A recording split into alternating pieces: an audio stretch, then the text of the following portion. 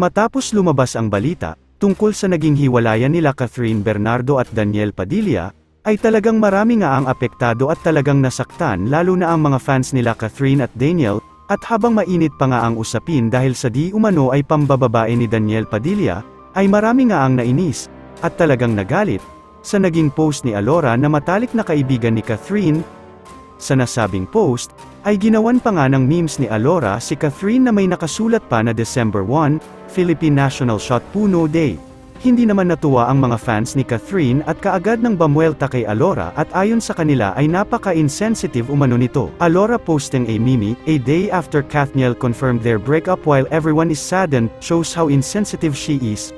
Okay lang sana if hindi naman siya kilala but she's literally one of Kath's friends, feels like she's celebrating the breakup or something. Clout chaser ka lang talaga, imagine knowing the pain your friend went through and yet you even made an effort to create a meme making fun of that, yikes, ano na Alora, character development naman.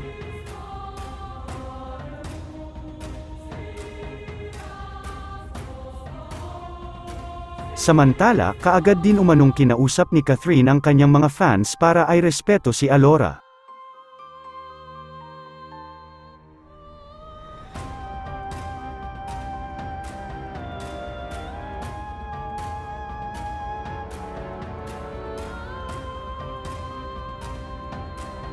Sa huli ay binura na din ni Alora ang nasabing post at humingi ng sorry. Inamin din nito na naging insensitive ang kanyang joke. Ito naman ang bagong ibinahaging larawan ni Mr. Sian Gaza, na ayon sa nakakarami ay sina Daniel at Andrea.